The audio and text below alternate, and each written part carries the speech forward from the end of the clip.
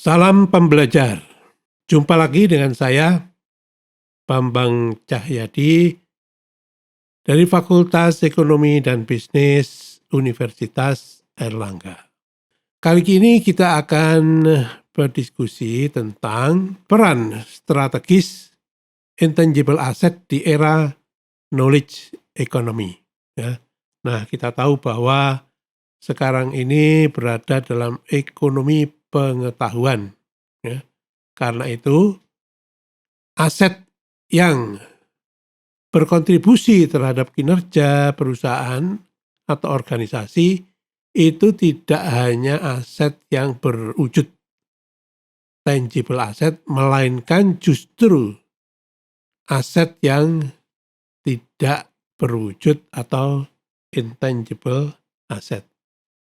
Nah, oleh karena itu, kita kali ini akan meneliti atau mengupas peran strategis dari aset tidak berwujud itu. Nah, di dalam ekonomi pengetahuan tentu saja pengetahuan itu berperan sangat penting. Jadi efektivitas manajemen ya itu akan ditentukan oleh pengetahuan dan keterampilan para karyawannya. Jadi semakin pasar itu menghargai apa yang kita namakan intellectual capital, ya.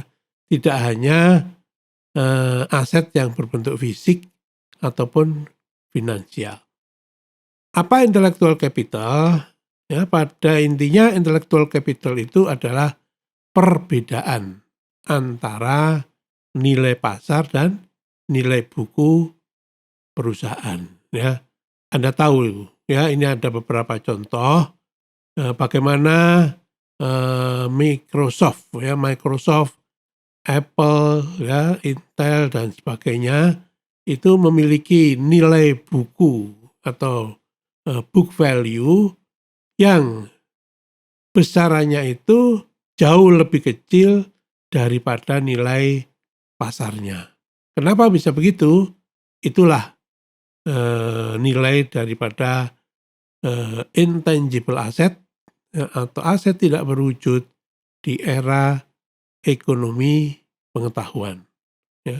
Jadi selisih antara market value dengan book value itulah yang kita sebut dengan intellectual capital. Masalahnya adalah bagaimana menciptakan nilai perusahaan di era knowledge economy itu.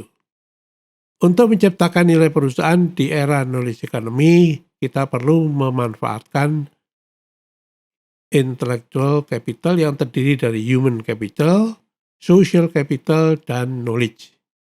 Human capital pada hakikatnya adalah kemampuan, pengetahuan, keterampilan, dan pengalaman yang dimiliki oleh karyawan perusahaan.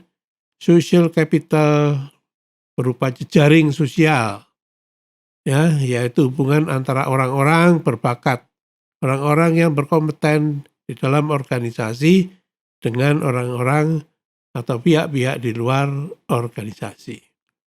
Knowledge sendiri terbagi menjadi dua, yaitu explicit knowledge dan tacit knowledge. Namanya explicit knowledge berarti knowledge itu dapat diakses oleh siapa saja di dalam perusahaan.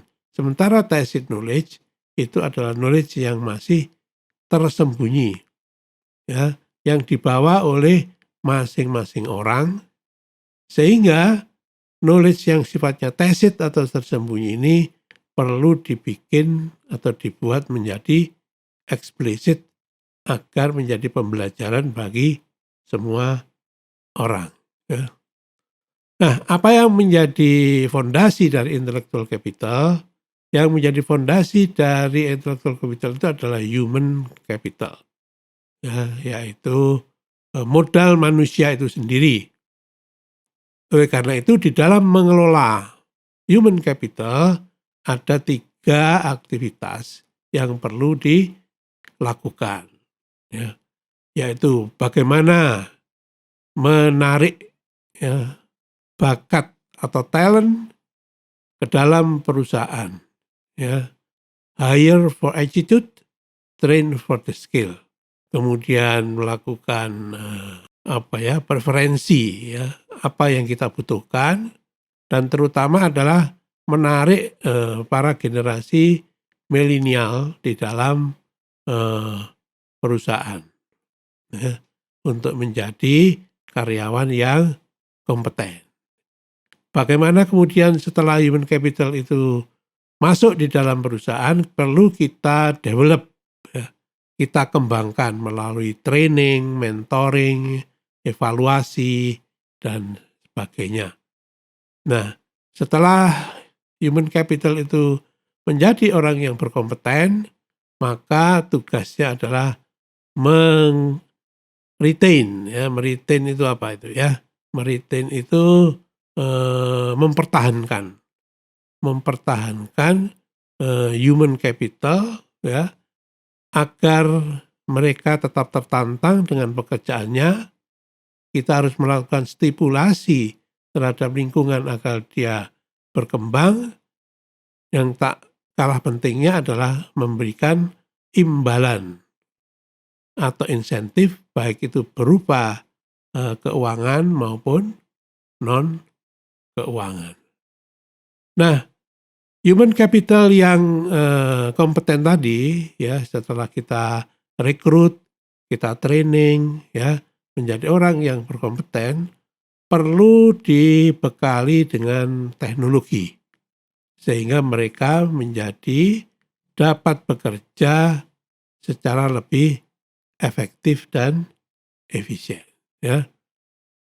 Nah, di dalam perusahaan perlu dikembangkan yang namanya e-team, ya. Tim yang menggunakan teknologi sehingga memungkinkan kolaborasi berbasis online, ya. Jadi tim ini tentu saja menyelesaikan tugas-tugas utamanya melalui komunikasi secara online. Nah, itulah era informasi ataupun era pengetahuan, ya.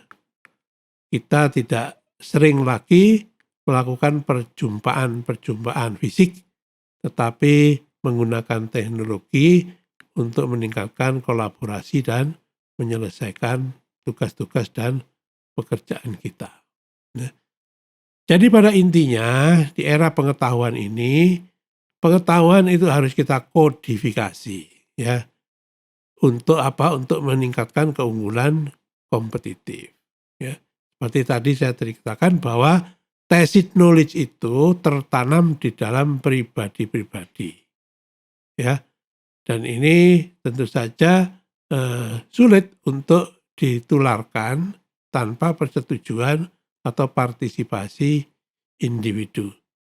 Oleh karenanya tacit knowledge itu perlu dijadikan explicit knowledge, yaitu pengetahuan yang dapat didokumentasikan, didistribusikan secara luas, dan mudah direplikasi atau dipelajari oleh anggota organisasi yang lain.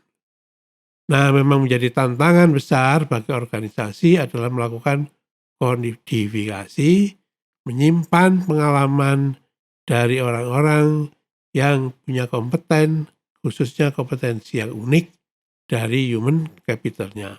Bagaimana mengkodifikasi, bagaimana menyimpan, dan bagaimana menyebarkan knowledge tadi, ya. Intellectual capital itu merupakan aset utama di era knowledge economy.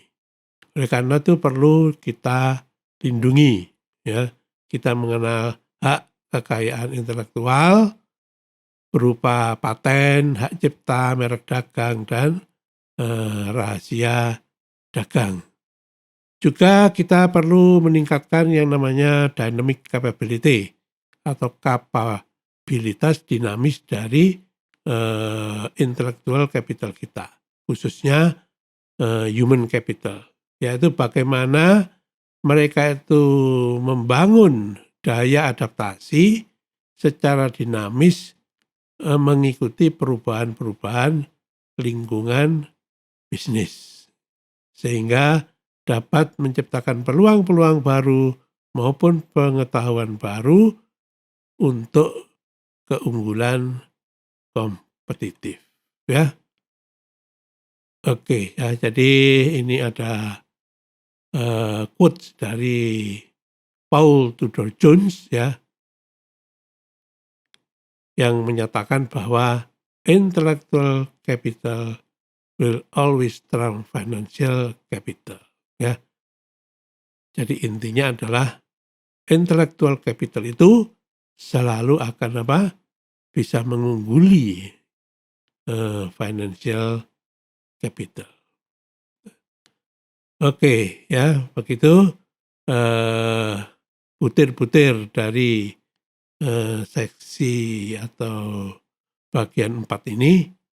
Kita akan berjumpa lagi pada bagian yang selanjutnya, yaitu bagian 5 nanti.